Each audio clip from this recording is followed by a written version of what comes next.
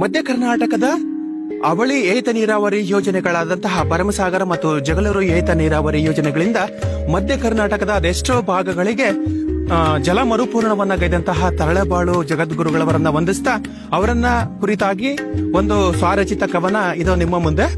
ಪಾಪ ತೊಡೆವ ತುಂಗಭದ್ರೆ ಶೀರ್ಷಿಕೆಯ ಹೆಸರು. ಕರೆದರೆ ನೀವು ಬಾರದೇಹನೆಂಬಳೆ ಅವಳು, ಕರೆದರೆ ನೀವು ಬಾರದೇಹನೆಂಬಳೆ ಅವಳು, ಬಂದಳು ತಾಯ್ ತುಂಗೆ ಬಂದಳು ತಾಯ್ ಭದ್ರೆ. ಕರೆದರೆ ನೀವು ಬಾರದೇಹನೆಂಬಳೆ ಅವಳು, ಬಂದಳು ತಾಯ್ ತುಂಗೆ ಬಂದಳು ತಾಯ್ ಭದ್ರೆ.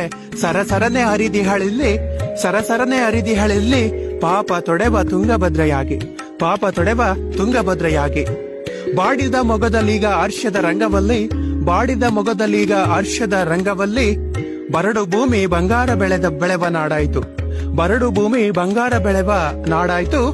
ನಿನ್ನಯ ದೆಸೆಯಿಂದಲೇ ನಿನ್ನಯ ದೆಸೆಯಿಂದಲೇ ಜನಮನ ವಂದಿಸುತ್ತಿಹುದು ನಿನ್ನನೆ ನಿನ್ನನೆ ನಿನ್ನನೆ, ಜನಮನ ವಂದಿಸುತ್ತಿಹುದು ನಿನ್ನನೆ ನಿನ್ನನೆ ನಿನ್ನನೆ. ಜಯ ಗುರು ಜಯ ಗುರು ಜಯ ಗುರು, ತರಳಬಾಳು ಜಗದ ಗುರುವೆಂದು. ಧನ್ಯವಾದಗಳು.